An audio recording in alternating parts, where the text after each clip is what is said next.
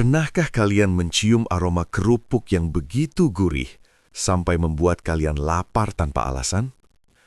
Di sebuah desa, ada pabrik kerupuk yang selalu ramai, selalu laris, dan tidak pernah kehabisan pesanan. Masalahnya, setiap kali produksi meningkat, satu orang pekerja menghilang tanpa jejak. Tidak ada laporan, tidak ada jenazah, dan warga tidak sadar kerupuk yang mereka makan digoreng dari sesuatu yang seharusnya tidak pernah masuk ke dalam wajan. Setiap fajar mereka, sebelum ayam sempat berkokok 2 kali, sebuah bau gurih telah lebih dulu menguasai udara desa Sumberjati. Aroma itu tidak sekedar menggoda perut, melainkan merayap masuk ke ingatan, seperti kenangan masa kecil yang tiba-tiba muncul tanpa diundang. Warga sering bilang, hidung mereka bangun lebih dulu daripada mata. Di ujung desa, berdiri sebuah bangunan panjang berdinding seng kusam. Catnya mengelupas, warnanya samar antara coklat tua dan abu berkarat. Di sanalah pabrik kerupuk milik Pak Wiryo beroperasi. Tidak megah, tidak modern, namun penghasilannya melampaui sawah seluas lapangan bola. Awalnya usaha itu biasa saja. Produksinya kecil, pasarnya terbatas. Namun semua berubah sejak 3 bulan terakhir. Pesanan datang seperti banjir di musim hujan, tak terbendung, tak masuk akal. Warung-warung di desa tetangga kehabisan stok hanya dalam hitungan jam. Orang-orang rela menunggu berjam-jam demi sekantong kerupuk. Kerupuknya renyah, kata mereka. Gurihnya tidak menusuk, tapi melekat, seperti lagu lama yang terus terngiang meski musik telah berhenti. Aku, Jaya, adalah salah satu pekerja baru di sana. Datang bukan karena minat, melainkan kebutuhan. Sawah ayah gagal panen, utang menumpuk, dan pabrik itu menawarkan upah harian lebih tinggi dari buruh lain. Tanpa banyak tanya, aku menerima. Hari pertama bekerja, aku langsung merasa ada yang janggal. Bukan soal alat, bukan pula proses. Kejanggalan itu hadir lewat suasana. Ruangan penggorengan selalu panas meski api kompor terlihat kecil. Minyak di wajan besar berwarna gelap, kental, seperti enggan bergerak saat diaduk. Buihnya tidak pecah, melainkan mengembang perlahan, seolah bernafas. Para pekerja jarang berbincang. Wajah mereka pucat, mata cekung, gerak tubuh kaku. Saat istirahat, mereka lebih memilih diam, menatap lantai, seperti menunggu sesuatu yang tidak ingin mereka lihat. Aku sempat bertanya kepada Surip, pekerja paling lama di situ, soal bau aneh yang terkadang muncul di malam hari. Bau itu bukan gosong, bukan pula busuk, lebih mirip daging terbakar bercampur minyak panas. Surip tidak menjawab. Tangannya gemetar, lalu ia hanya berbisik, "Kalau mau betah, jangan terlalu peka." Jawaban itu seperti pintu yang ditutup perlahan, meninggalkan rasa penasaran di luar. Menjelang maghrib, saat langit mulai berwarna tembaga, kejadian pertama terjadi. Seorang pekerja bernama Roni tidak kembali dari gudang belakang, padahal ia hanya diminta mengambil karung tepung. Namanya dipanggil berkali-kali, tidak ada sahutan. Gudang itu akhirnya dikunci oleh mandor, seolah kehilangan seseorang adalah perkara sepele. "Ada yang pulang duluan?" tanyaku polos. Mandor menatapku lama, senyumnya tipis, matanya kosong. "Di sini yang masuk kerja jarang benar-benar pulang," jawabnya ringan, seperti sedang bercanda. Malam itu saat aku membersihkan sisa adonan di bak besar, aku melihat sesuatu mengambang. Bukan tepung, bukan juga bumbu. Warnanya pucat, bentuknya tak beraturan. Saat aku mendekat, benda itu tenggelam perlahan, seolah tidak ingin ditemukan. Sejak detik itu, bau gurih yang semula menggoda berubah menjadi ancaman. Seperti senyum orang asing di tempat sepi, ramah di permukaan, menyimpan niat yang tak bisa ditebak. Di luar pabrik, warga terus memuji kelezatan kerupuk itu. Di dalamnya, satu kursi kerja dibiarkan kosong, tanpa pertanyaan, tanpa upacara. Dan aku mulai sadar, Pabrik ini tidak hanya memproduksi makanan, ia sedang mengolah sesuatu yang jauh lebih mahal dari sekedar tepung dan minyak. Hari berikutnya dimulai tanpa pertanyaan tentang Roni. Tidak ada absensi, tidak ada bisik-bisik, bahkan tidak ada wajah heran. Kursi kerjanya digeser ke sudut, lalu diganti oleh pendatang baru bernama Tegar, pemuda kurus dari desa seberang. Ia datang dengan senyum canggung, membawa tas kecil berisi baju ganti, seperti orang yang berniat singgah sebentar. Pabrik kembali hidup sebelum matahari naik sempurna. Wajan-wajan besar berjajar seperti mulut raksasa, menunggu diisi. Minyak panas mengkilap memantulkan cahaya neon pucat serupa permukaan sungai hitam tanpa dasar. Suara letupan adonan terdengar teratur, mirip detak jam yang terus berjalan meski tak ada yang memperhatikannya. Aku dipindahkan ke bagian pencampuran. Tugasku mengaduk adonan dasar dalam bak besi setinggi dada. Teksturnya aneh, tidak selembek adonan kerupuk yang pernah kulihat. Lebih padat, lebih berat, seakan menolak disentuh. Setiap putaran kayu pengaduk terasa seperti melawan arus. Saat tanganku mulai pegal, tiba-tiba suhu di ruangan turun drastis. Bulu kuduk berdiri. Uap tipis muncul dari permukaan adonan, bukan karena panas, melainkan seperti hembusan napas di pagi buta. Dalam keheningan itu, terdengar suara lirih. Bukan jelas, namun cukup untuk membuat jantung berdebar. Aku berhenti mengaduk. Suara tersebut menghilang seperti ikan kecil yang menyelam saat permukaan air diganggu. Ketika pekerja lain mendekat, suhu kembali normal. Bau gurih memenuhi ruangan dan semuanya berjalan seolah tidak terjadi apa-apa. Siang hari Pak Wiryo akhirnya muncul. Pria tua itu jarang terlihat di area produksi. Tubuhnya kurus, wajahnya keras seperti kayu tua yang lama terjemur. Matanya tidak menatap orang, melainkan menembus, seakan melihat sesuatu di belakang kepala setiap pekerja. Ia berdiri lama di dekat wajan utama.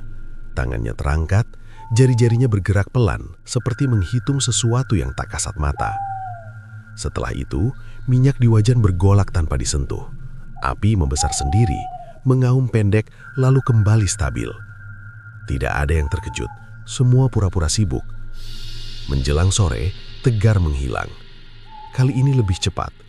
Ia terakhir terlihat membawa karung ke dapur belakang, tempat pengolahan minyak. Area tersebut tertutup tirai tebal, berbau logam dan hangus. Aku memperhatikan tirai itu lama, seperti orang menatap pintu rumah kosong saat malam. Ada rasa ingin tahu, namun kaki menolak mendekat. Saat pergantian shift, jumlah pekerja kembali berkurang. Mandor hanya mencatat angka di buku lusuh, lalu menutupnya rapat. "Apa tidak dilaporkan?" tanyaku akhirnya. Ia tersenyum miring. "Laporan hanya memperpanjang urusan," jawabnya pelan. Malam turun seperti kain basah yang dijatuhkan dari langit. Pabrik tetap menyala. Aku mendapat giliran lembur. Hanya 3 orang di ruangan besar itu. Lampu berkedip, suara mesin terdengar lebih berat, seakan bekerja dengan beban berlipat. Saat aku membersihkan bak adonan, kulihat dasar besi memantulkan bayangan yang bukan milikku. Wajah itu pucat, matanya terbuka lebar, bibirnya bergerak tanpa suara. Bayangan tersebut memudar saat aku mengucek mata, meninggalkan genangan cairan dalam yang lebih kental dari sebelumnya. Aku mundur selangkah. Di sudut ruangan, tirai dapur belakang terbuka sedikit. Dari celahnya, tampak deretan jerigen besar berisi cairan hitam mengkilap. Permukaannya berkilau seperti minyak, namun aromanya berbeda. Lebih dalam, lebih menusuk, seperti besi berkarat yang lama direndam darah. Saat itu aku paham. Minyak ini bukan hasil proses, ia hasil pengorbanan. Pabrik kerupuk ini bukan tempat bekerja. Ia seperti perut besar yang terus lapar, dan siapapun yang masuk, lambat laun akan dipilih menjadi isian berikutnya. Dan aku sadar, namaku mungkin sudah dihitung. Sejak malam lembur itu, tidur tidak lagi terasa seperti istirahat.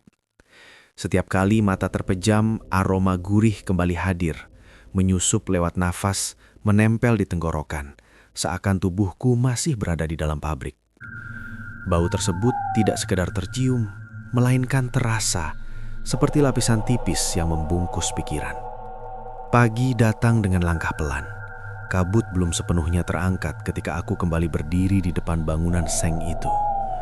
Dari luar, pabrik tampak sama seperti kemarin. Diam, kusam, tidak mencurigakan. Namun kesan itu menipu, layaknya permukaan danau tenang yang menyembunyikan lumpur pekat di dasar. Jumlah pekerja kembali berkurang. Tidak ada wajah baru. Tidak ada pula pertanyaan, seolah kekosongan sudah menjadi bagian dari rutinitas. Aku ditempatkan dekat dapur belakang. Tirai tebal yang kemarin hanya terbuka sedikit, kini dibiarkan terbelah. Di baliknya, lantai selalu basah meski tidak pernah dicuci. Cairan gelap menempel seperti noda lama yang menolak hilang.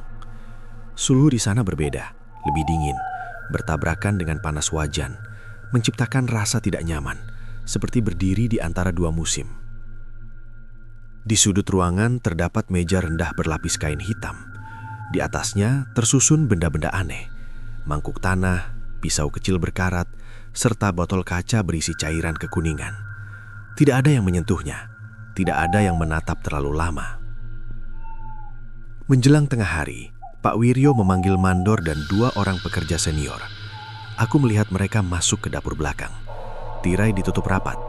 Dari luar, terdengar suara kompor dinyalakan, namun bukan bunyi biasa. Api menyala dengan suara berat, seperti nafas makhluk besar yang baru terbangun.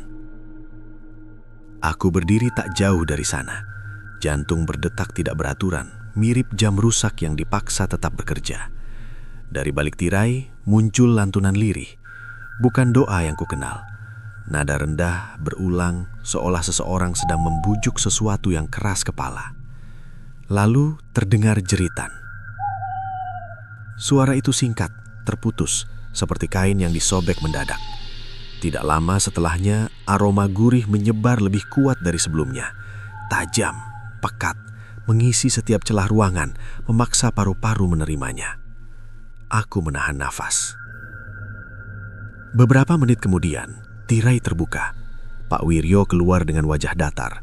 Tangannya basah oleh cairan gelap yang menetes perlahan ke lantai. Mandor mengikuti di belakang, langkahnya gemetar, wajahnya pucat seperti abu tungku. Tidak ada tubuh, tidak ada bekas perlawanan. Namun 1 jerigen tambahan kini berdiri di sudut ruangan, masih hangat. Saat itulah Surip mendekatiku. Matanya merah, suaranya nyaris tidak keluar. Pabrik ini tidak menjual kerupuk, bisiknya. Ia menjual keberuntungan, dan keberuntungan selalu minta bayaran. Ia bercerita dengan kalimat terputus-putus. Bertahun lalu, usaha Pak Wiryo hampir bangkrut. Utang menumpuk, pesaing bertambah. Pada suatu malam, pria tua itu melakukan perjanjian. Bukan dengan manusia. Ia menawarkan apa saja agar usahanya hidup kembali. Jawabannya datang dalam bentuk resep, minyak khusus, serta syarat sederhana namun kejam. Setiap kenaikan produksi harus dibayar dengan nyawa. Tidak boleh terputus, tidak boleh terlambat. Korban tidak dipilih sembarangan. Mereka yang lemah, terdesak, datang sendiri. Seperti kayu kering yang mudah terbakar, tinggal menunggu percikan. Sore itu, aku melihat wajan utama kembali bergolak. Minyak hitam dituangkan perlahan. Warnanya berubah keemasan saat terkena panas, seperti topeng indah yang menutupi wajah busuk. Adonan kerupuk dimasukkan. Letupannya terdengar lebih hidup, seakan menyambut. Aku merasakan sesuatu di belakangku, bukan sentuhan, melainkan kehadiran.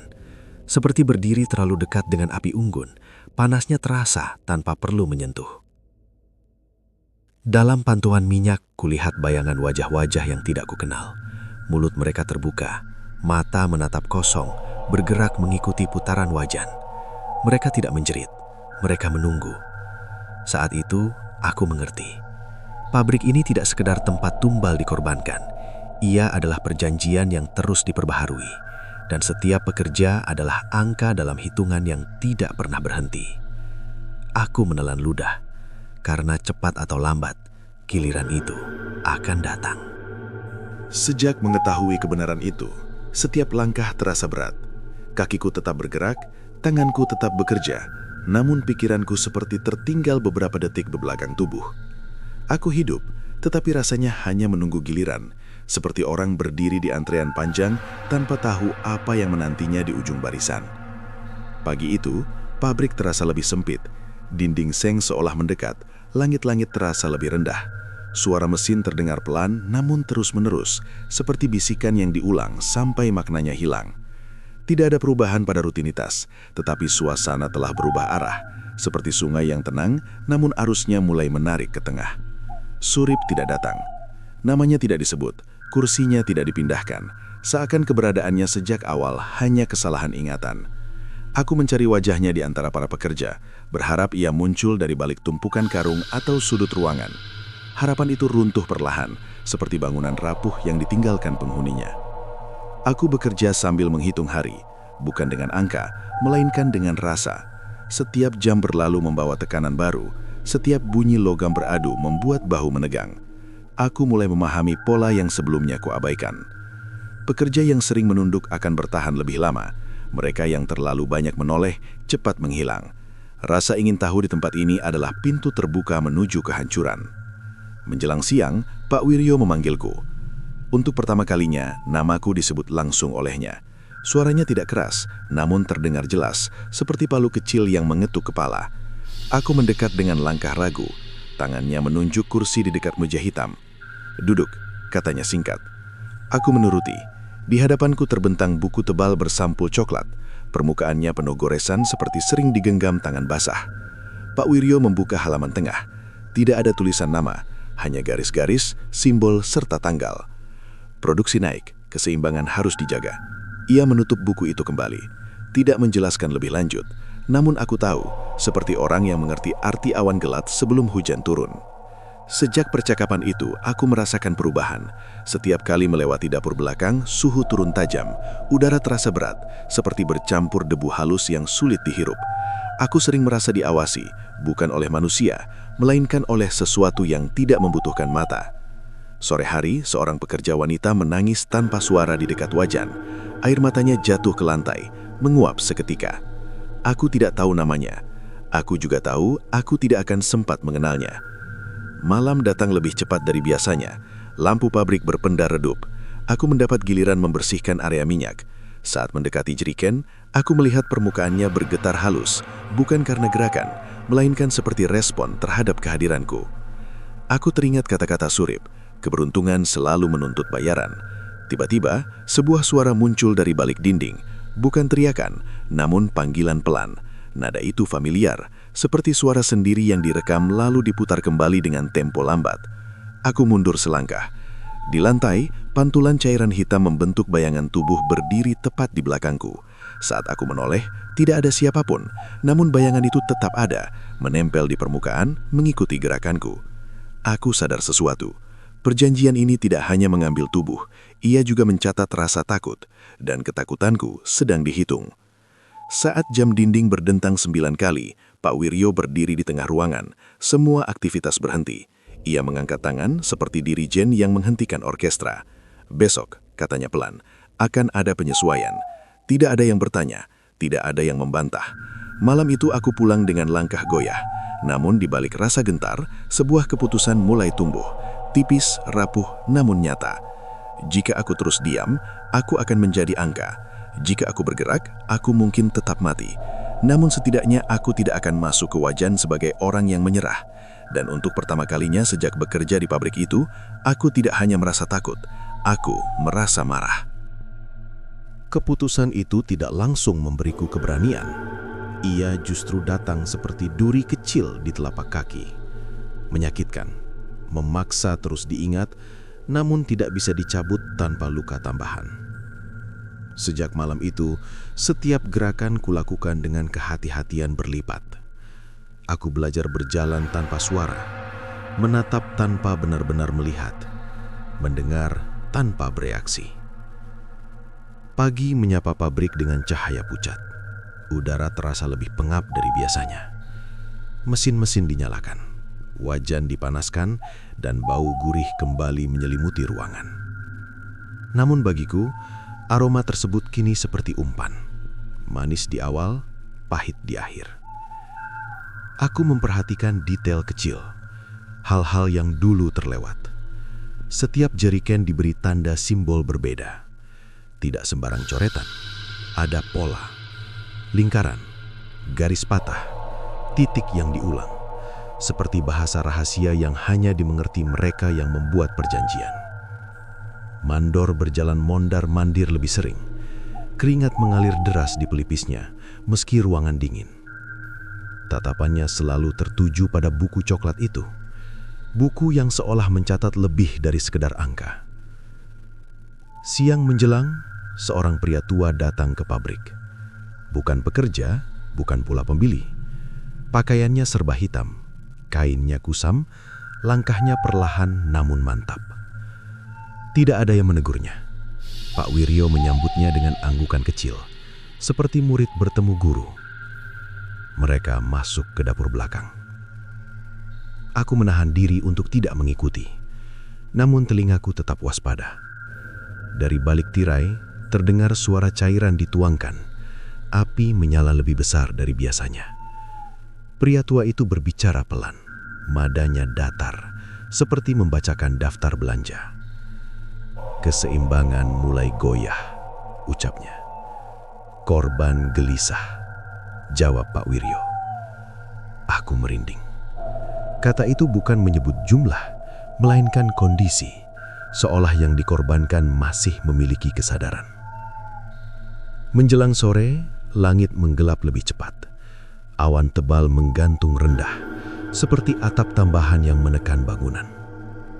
Produksi tidak dihentikan, justru dipercepat. Adonan diaduk lebih kasar, minyak dipanaskan lebih lama. Aku mendapat tugas di dekat wajan utama. Panasnya terasa menusuk, seperti berdiri terlalu dekat dengan amarah yang dikurung.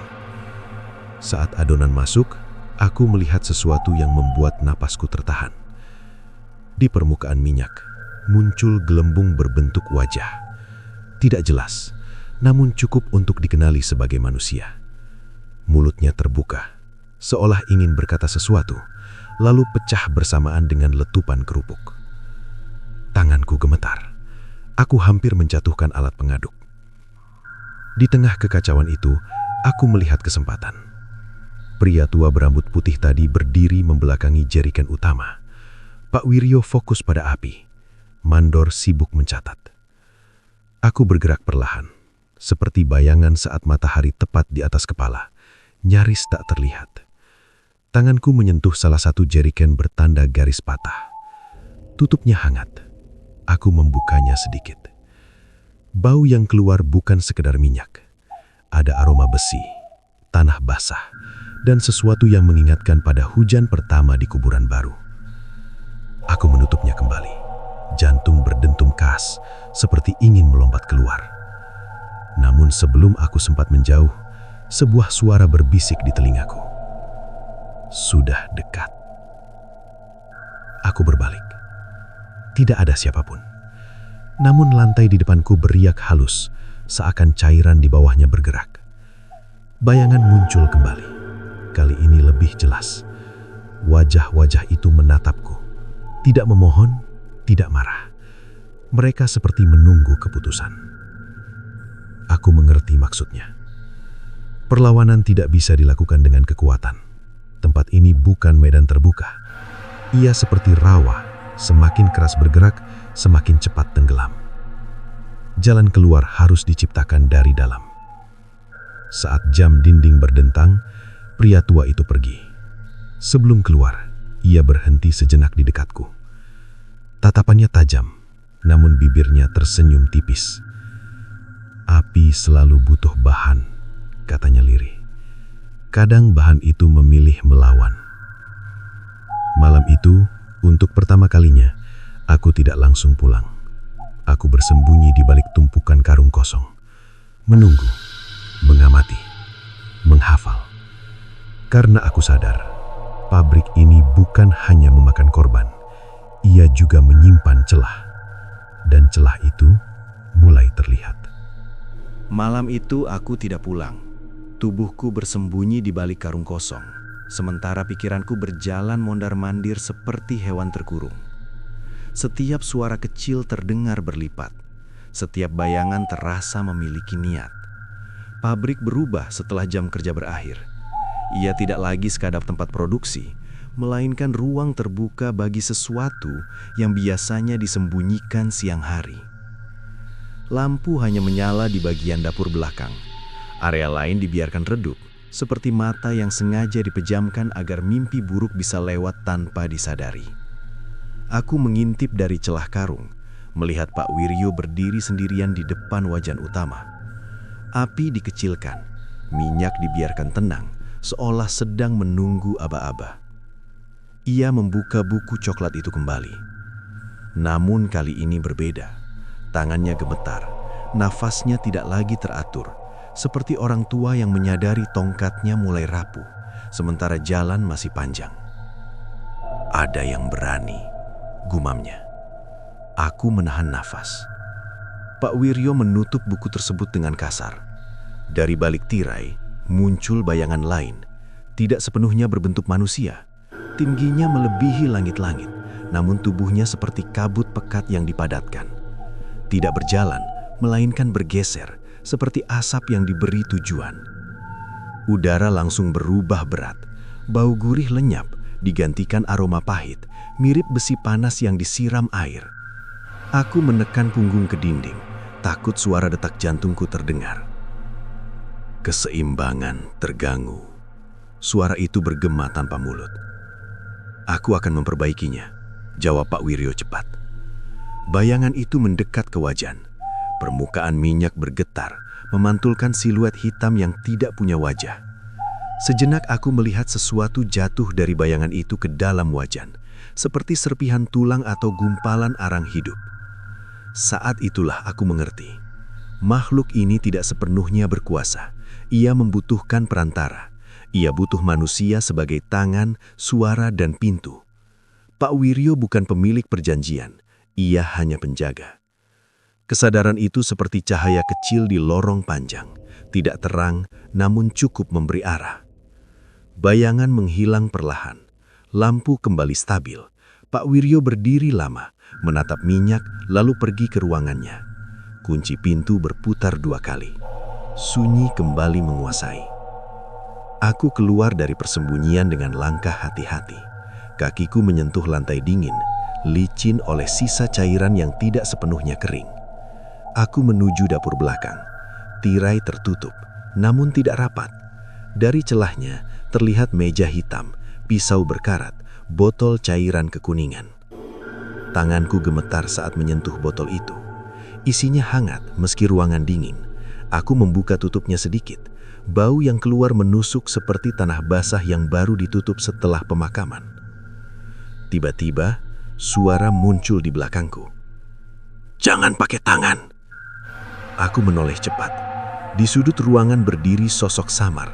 Bukan bayangan besar tadi. Ini lebih kecil, lebih dekat dengan bentuk manusia. Wajahnya rusak, namun matanya jelas. Surip, atau sesuatu yang pernah menjadi dirinya. Ia tidak berjalan, tubuhnya seperti ditarik arus, bergerak tanpa langkah. Aku mundur, hampir terjatuh. "Kamu tidak sendirian," katanya pelan. "Kami terikat, tapi belum sepenuhnya hilang."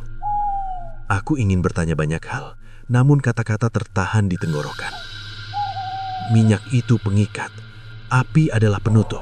Selama 2 hal itu bersatu, perjanjian terus hidup. "Bagaimana menghentikannya?" bisikku. Surip menatap wajan utama. "Pisahkan. Saat api lengah, minyak harus kehilangan nama."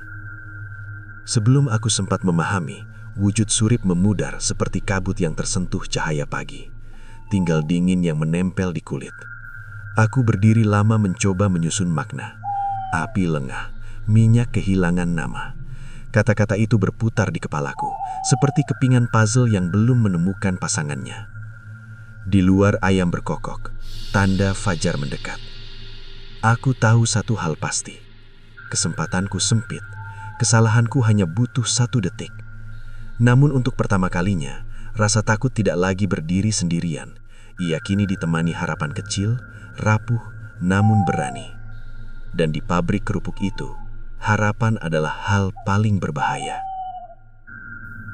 Fajar menyentuh atap seng dengan cahaya pucat. Embun menempel seperti keringat dingin pada kulit bangunan. Aku berdiri sendirian di depan pabrik, menatap pintu besi yang tertutup rapat.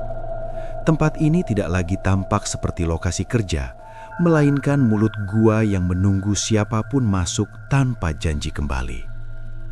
Kata-kata Surip berputar di kepalaku. Api lengah, minyak kehilangan nama. Kalimat itu seperti teka-teki tua yang tidak dimaksudkan untuk dipahami cepat. Namun satu hal mulai jelas. Perjanjian ini berdiri di atas aturan, dan aturan selalu punya celah. Aktivitas pagi berjalan lebih cepat dari biasanya. Mandor terlihat gelisah. Pak Wiryo belum muncul.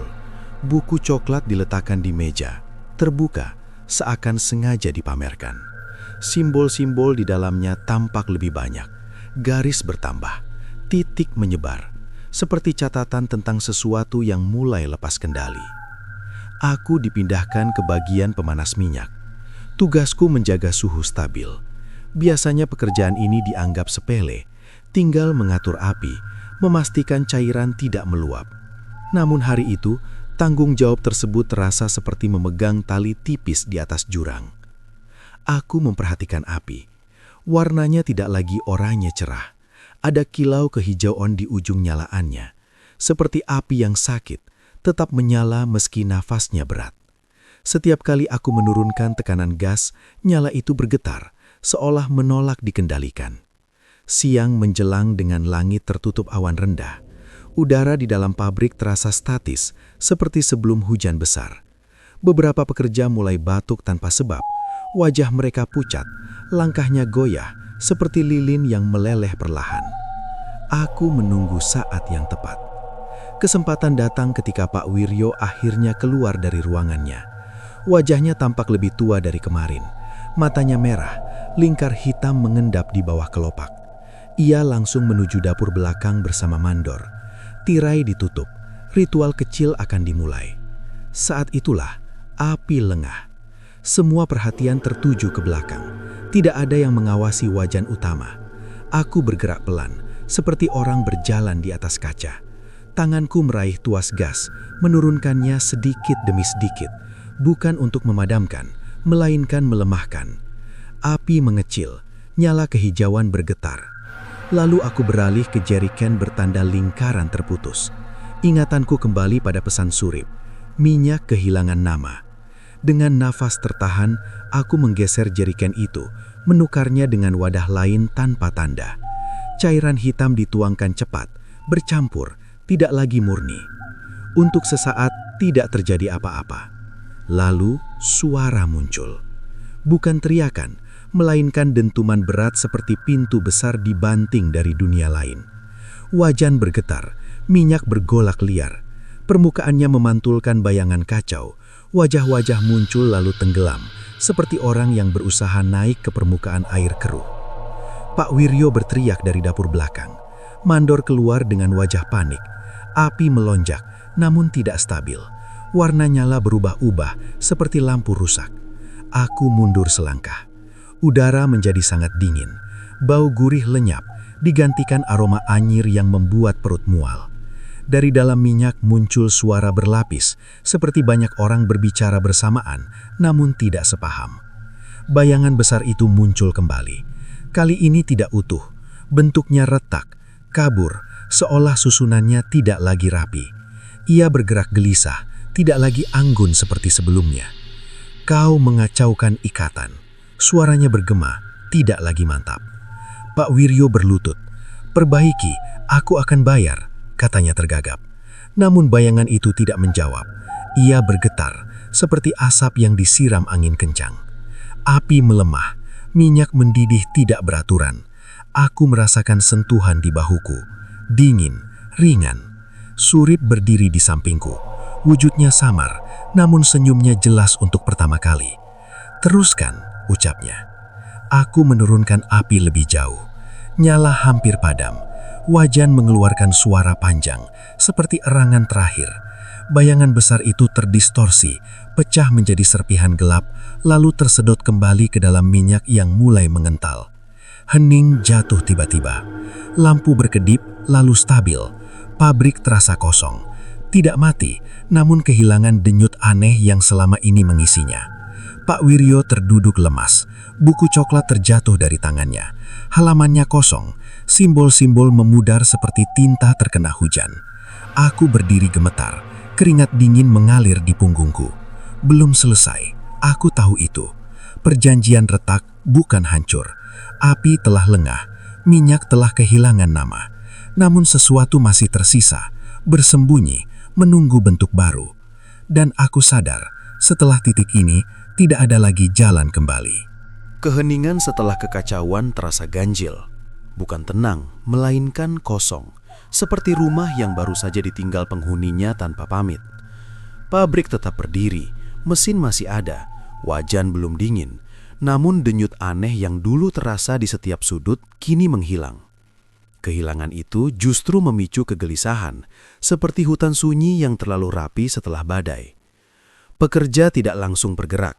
Beberapa duduk terdiam, lainnya memeluk lengan sendiri. Tidak ada perintah, tidak ada rutinitas. Semua menunggu, meski tidak tahu apa yang diharapkan. Pak Wiryo masih terduduk, punggungnya membungkuk, wajahnya seperti kain kusut yang kehilangan bentuk. Aku melangkah mendekati wajan. Permukaannya keruh, tidak lagi berkilau. Minyak mengental, bergerak lambat, seolah enggan menerima panas. Api hampir padam, menyisakan cahaya kecil yang berjuang seperti sumbu lilin menjelang habis. Dari sudut ruangan terdengar bunyi retakan, pelan, berulang, seperti kayu tua yang dipaksa menahan beban baru. Dinding seng bergetar halus, lampu bergoyang, udara kembali mendingin. Ada yang salah, gumam mandor. Kalimat itu terlambat. Buku coklat yang tergeletak di lantai terbuka sendiri. Halaman-halaman kosong mulai diisi kembali, bukan oleh tinta, melainkan oleh cairan gelap yang merembes dari serat kertas. Simbol muncul lebih kasar, lebih tajam, seperti luka yang ditorehkan tanpa ragu. Pak Wiryo menjerit pendek, tubuhnya tersentak, seolah ada benang tak terlihat menarik tulang-tulangnya. Ia berdiri terhuyung, matanya kosong, mulutnya bergerak tanpa suara. Perjanjian belum lunas, kata suara asing melalui dirinya. Bayangan muncul lagi, kali ini lebih rendah, lebih padat. Tidak megah seperti sebelumnya, namun terasa lebih dekat, seperti ancaman yang berbisik tepat di belakang telinga. Ia tidak melayang, ia menempel pada lantai, merayap perlahan, meninggalkan jejak dingin. Aku merasakan kehadiran lain di sekitarku, bukan satu, banyak. Udara bergetar halus, seperti dipenuhi nafas tertahan. Sosok-sosok samar mulai terlihat di pinggir pandangan. Mereka bukan penonton, mereka bagian dari hitungan yang belum selesai. Keseimbangan butuh penutup. Suara itu bergema lagi. Pengikat rusak, pengganti harus ada. Matanya atau sesuatu yang menyerupai mata mengarah padaku. Aku mengerti maksudnya. Perlawanan membuka celah, namun celah menuntut harga. Seperti bendungan retak, air tidak berhenti hanya karena batu bergeser. Ia mencari jalan baru. Surip muncul di sisiku. Wujudnya semakin pudar, garis wajahnya kabur, namun tekadnya terasa kuat. Jika satu jatuh, siklus berlanjut. Jika penjaga dilepas, ikatan ikut runtuh. Aku menoleh ke Pak Wiryo. Pria itu gemetar, nafasnya terputus-putus. Di balik keserakahannya tersisa ketakutan manusia biasa. Ia bukan makhluk itu, ia hanya pintu. Bukan aku, ambil dia. Bayangan bergetar, udara mengeras seperti sebelum petir menyambar. Makhluk itu mendekat ke Pak Wiryo. Tubuh pria tua tersebut terangkat sedikit dari lantai. Jeritannya tertelan oleh suara retakan yang semakin keras. Namun tiba-tiba, mesin-mesin menyala sendiri. Wajan memanas cepat. Api yang hampir padam menyala liar. Minyak kembali bergerak, bukan dengan kepatuhan, namun amarah. Pabrik merespon, seperti tubuh yang menolak kehilangan jantungnya. Tidak, pengikat harus hidup. Aku menyadari sesuatu yang mengerikan. Bangunan ini telah terlalu lama menjadi bagian dari perjanjian. Ia bukan sekedar wadah, ia ikut terikat. Menghancurkan satu tidak cukup, ikatan telah menyebar, seperti akar pohon tua yang merangkul tanah di sekitarnya. Sosok-sosok samar mendekat, Mereka mengelilingi wajan. Wajah-wajah yang pernah kulihat di pantulan minyak kini lebih jelas. Tidak memohon, tidak menuduh. Mereka menawarkan pilihan terakhir. Surip menatapku. Jika api mati total, semuanya selesai, namun tidak ada yang menjamin kau keluar. Aku melihat sekeliling. Pintu tertutup, dinding bergetar, api membesar. Makhluk itu mengaum, semakin tidak stabil. Waktu menyempit seperti lorong yang runtuh perlahan. Aku menarik nafas panjang. Ada momen ketika rasa takut tidak lagi berguna, seperti jangkar di darat kering, beratnya hanya menghambat. Aku berlari menuju katup utama. Panas membakar kulit, suara gemuruh memenuhi telinga. Tanganku meraih besi panas itu, menahan rasa perih, memutar sekuat tenaga. Api melonjak tinggi. Untuk sepersekian detik, aku melihat semuanya. Pabrik, bayangan, wajah-wajah, Pak Wiryo, Surip, seperti gambar yang ditarik terlalu cepat. Lalu cahaya menelan segalanya. Dan dalam terang menyilaukan itu, aku tidak tahu apakah aku sedang mengakhiri perjanjian atau justru menjadi bagian terakhir darinya.